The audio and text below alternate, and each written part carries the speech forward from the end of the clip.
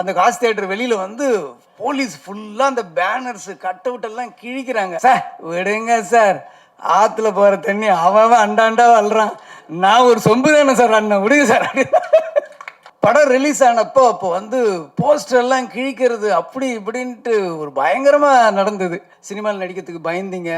அப்போ நான் வந்து உங்களை பார்த்தேன், வந்து பார்த்துட்டு நான் சொன்னேன், நான் வந்து இல்லை என்ன விஜய் பாபு விஜய் பாபுன்னே கூப்பிட்றீங்க, என் பேர் விஜய் பாபு கிடையாது, என் பேர் பாபு விஜய். இவரை பற்றி சொல்லணும் அப்படின்னா, தமிழ் சினிமாவில் இருக்கக்கூடிய உச்ச நட்சத்திரங்கள் கூட எல்லாம் ஒர்க் பண்ணி வெற்றி படங்களை தொடர்ந்து கொடுத்து நம்ம எல்லாருமே மகிழ்வித்தவர். அண்ட் மொழிகளை கடந்து தமிழாகட்டும், தெலுங்காகட்டும், ஹிந்தி ஆகட்டும், இப்படி எல்லா லாங்குவேஜ் ஸ்டாரையுமே ஒர்க் பண்ணி ஒரு சக்ஸஸ்ஃபுல்லான ஒரு மாஸ் டைரக்டராக இருக்கக்கூடிய மதிப்பிற்கும் மரியாதைக்கும் உரிய ஏஆர் முருகதாஸ் அவர்களை அன்புடன் அழைக்கிறோம்.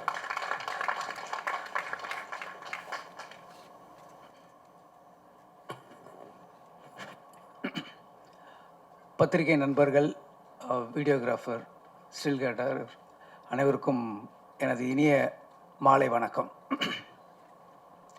இன்றைக்கி வந்து பாபு விஜயோட ஃபஸ்ட்டு ஃபில்மு, டைரக்ஷன்லேயும் சரி ப்ரொடக்ஷன்லேயும் சரி ஃபஸ்ட்டு ஃபில்ம். என்னோடய ஃபஸ்ட்டு ஃபில்ம் அப்போது நான் எப்படி ஒரு ஆர்வமாக இருந்தனோ, எவ்வளோ சந்தோஷமாக இருந்தனோ, அதே அளவுக்கு சந்தோஷமாக நான் இன்றைக்கி இருக்கேன். பாபு விஜய் வந்து எனக்கு ரொம்ப நெருக்கமானவர். ரொம்ப வந்து நீங்களாம் வந்து இதில் ஒர்க் பண்ண டெக்னீஷியன்ஸுங்களாம் ஃபஸ்ட்டு ஒர்க் பண்ணும்போது உங்களை கமிட் பண்ணியிருப்பார், ப்ரொடியூசராக கமிட் பண்ணும்போது உங்களுக்கு நல்ல சம்பளம் பேசியிருப்பார். ஆனால் படம் முடியும் போது தான் தெரிஞ்சிருக்கும் உங்ககிட்ட வந்து 3 மடங்கு வேலை வாங்கியிருப்பார் எல்லார்கிட்டையும். ஏன்னா எனக்கு தெரியும் பாபு விஜய் எந்த மாதிரின்னு சொல்லி. ஒரே சுவாரஸ்யமான சம்பவத்தை சொல்லணும்னு நான் ஆசைப்பட்றேன். இது வந்து சர்க்கார் டைமில் நடந்த ஒரு விஷயம். ஸோ சர்க்காரில் வந்து அந்த படம் முடிஞ்ச பிறகு ஒரு ஈவெண்ட் ஒன்று நடந்தது. அதில் வந்து இன்டர்வியூ வந்து அதில் இருந்த எல்லா ஆர்டிஸ்ட்டும் பண்ணிகிட்டு இருந்தோம். அதில் வந்து நான், ஹீரோயின், அப்புறம் வந்து பழக்கற்பியா சார் இருந்தார். ஸோ நாங்கள்லாம் வந்து ஒரு இன்டர்வியூ கொடுத்துருந்தோம். அப்போ கொடுத்துட்டு இருக்கும்போது பழக்கற்பியா சார் வந்து பாபு விஜய்கிட்ட கூப்பிட்றாரு. அப்போ வந்து அவர் சொல்கிறாரு, விஜய் பாபு, எனக்கு வந்து அரசியல் மீட்டிங்னால் நான் பேசிடுவேன், சினிமா இன்டர்வியூனா எனக்கு எப்படி கொடுக்குறதுன்னு எனக்கு தெரியலையே, எனக்கு என்ன பேசணும் சொல்லுங்கள் அப்படின்னு. உடனே சொல்லார், இல்லை சார் நீங்கள் வந்து சொல்லலாம்ல சார், ஃபஸ்ட் டைம் வந்து நீங்கள் வந்து சினிமாவில் நடிக்கிறதுக்கு பயந்தீங்க, அப்போ நான் வந்து உங்களை பார்த்தேன், வந்து பார்த்துட்டு நான் சொன்னேன், நான் வந்து இல்லை சார், நான் இல்லை இதில் வில்லன் கேரக்டர் நான் எப்படி பண்ணுறது, நான் ஏற்கனவே பொது வாழ்க்கையில் இருக்கேன் அப்படின்னு சொன்னார். அப்போ நான் சொன்னேன் வந்து, இல்லை சார் நீங்கள் சொன்னீங்க, நீங்கள் வந்து இல்லை நீங்கள் இது வந்து கேரக்டர் பண்ணிங்கன்னா நீங்கள் நல்லா ரீச் ஆவீங்க, நீங்கள் வேணால் உங்கள் பேர பசங்கிட்ட கேட்டு பாருங்க அப்படின்னு சொன்னேன். அதுக்கப்புறம் நீங்கள் போய் உங்கள் பேர பசங்கிட்ட கேட்டீங்க, அவங்க வந்து விஜய் சார் படமா கண்டிப்பாக பண்ணுங்கள், நீங்கள் நல்லா ரீச் ஆவீங்க அப்படின்னு அவர் சொன்னார்ல சார், அதை பேசுங்க சார். ஓ கரெக்ட் இல்லை, அதை பேசலாம் சார். அப்புறம் முக்கியமாக இந்த படம் ஆரம்பித்தது வந்து நீங்கள் வந்து என்னை விஜய் பாபுன்னே கூப்பிட்றீங்க, என் பேர் விஜய் பாபு கிடையாது, என் பேர் பாபு விஜய், நல்லா சொல்லுங்கள் பாபு விஜய் அப்படின்னு அவரை மிஸ்மரைஸ் பண்ணிட்டார். இப்போ இன்டர்வியூ ஆரம்பிக்குது, என் பக்கத்தில் உட்கார்றாரு. அவர் எதிர்பார்த்த கேள்வி கரெக்டாக வருது. எப்படி சார் இந்த படத்தில் நீங்கள் நடிச்சிங்க, நீங்கள் வந்து ஒரு பொலிட்டீஷியன், நீங்கள் எப்படி வந்து இந்த படத்தில் நடிச்சிங்க அப்படின்னோடனே, இந்த படம் வந்து நான் வந்து என் வீட்டுக்கு வந்து டைரக்டர் அனுப்புனார்னு சொல்லி பாபு விஜய்னு ஒருத்தர் வந்தார். அப்போ சொன்னார், நான் வந்து எப்படிங்க இதை நான் நடிக்கிறது, நான் வந்து இதில் பாலிடிக்ஸில் பொது வாழ்க்கையில் இருக்கேன் அப்படின்னு கேட்டேன். அப்போ பாபு விஜய் சொன்னார் வந்து, இல்லை சார் நீங்கள் உங்கள் வீட்டில் வேணால் கேட்டு பாருங்கன்னு சொன்னேன். உடனே அவர் சொன்னார். அப்புறம் நான் சொன்னேன், இல்லை பாபு விஜய், நான் எப்படி பாபு விஜய் நான் எங்கள் வீட்டில் ஒத்துக்குவாங்க அப்படின்னு சொன்னேன். அதுக்கப்புறம் வந்து மறுநாள் வந்தார், பேர பசங்களாம் இல்லைப்பா நீங்கள் பண்ணுங்கன்னேன். அப்புறம் மறுநாள் பாபு விஜய் வந்தார். அப்போ பாபு விஜய்கிட்ட நான் சொன்னேன், பாபு விஜய் நான் இந்த படத்தை பண்ணுறேன் பாபு விஜய் சொன்னோன்னே நான் பக்கத்தில் இருக்கேன், ஏய் படத்து டைரக்டர் நான், என்ன ஒரு தடவை கூட என் பேரை சொல்ல, இத்தனை தடவை பாபு விஜய்னு சொல்கிறாருன்ட்டு இவனை தேடினேன். அப்படியே எங்கடா இருக்கான் அப்படின்னு இவனை தேடினேன். இதே மாதிரி ஒரு லைட்டில் அப்படியே அவுட்லைனில் போனேன். என்னை பார்த்து நேராக கேமரா பின்னாடி இருந்துட்டு அங்கேருந்து இப்படி எட்டி பார்க்குறான், என்னடா இதெல்லாம் அப்படின்னு. அப்புறம் முடித்த உடனே இன்டர்வியூ முடிஞ்சுது.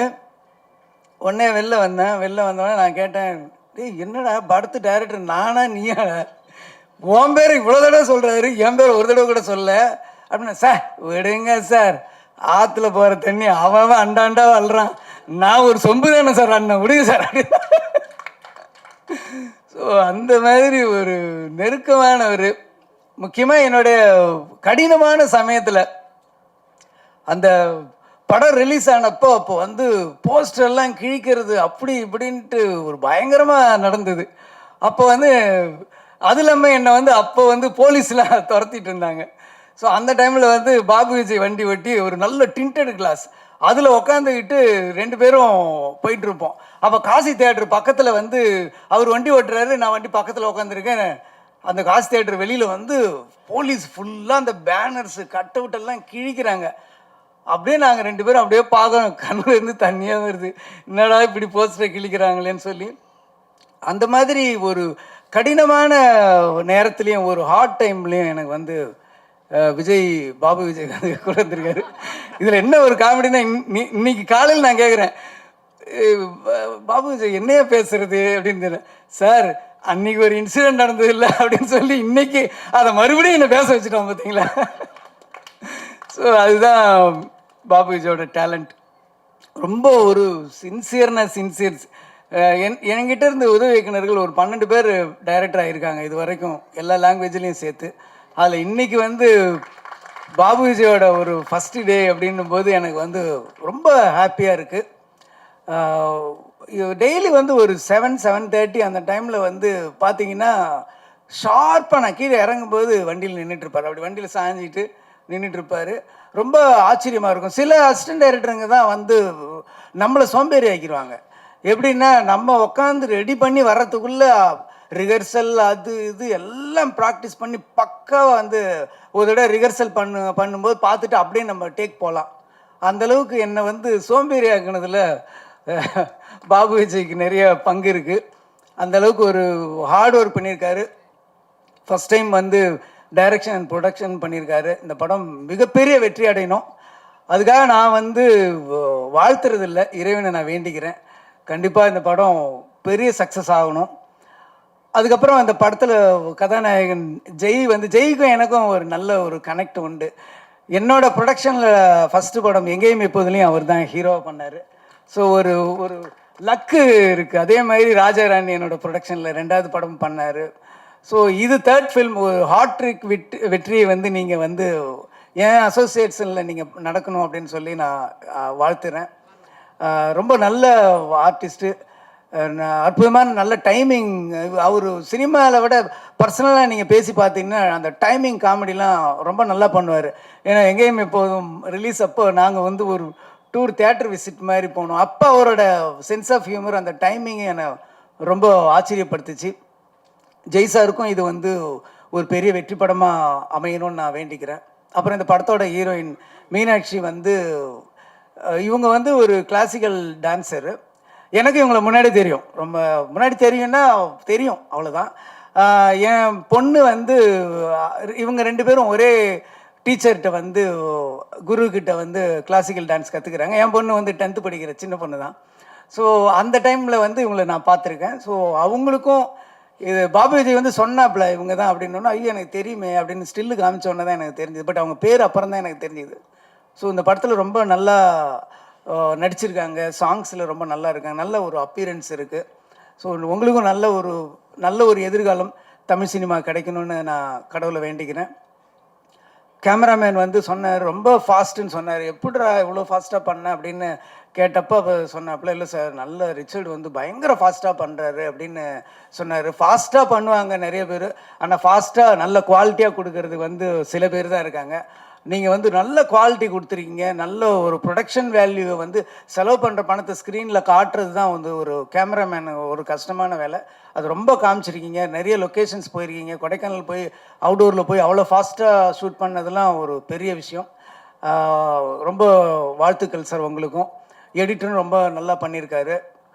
மியூசிக் வந்து ரொம்ப நல்லா இருந்தது. பர்டிகுலராக இப்போ அந்த வீழ்வேன் என்று நினைத்தாயோன்னு அந்த ஒரு வைப் வந்து சூப்பராக இருந்தது. கேட்கும்போதே ரொம்ப நல்லா இருந்தது. சாங்ஸும் விஷுவல்ஸ் எல்லாமே ரொம்ப நல்லா இருந்தது.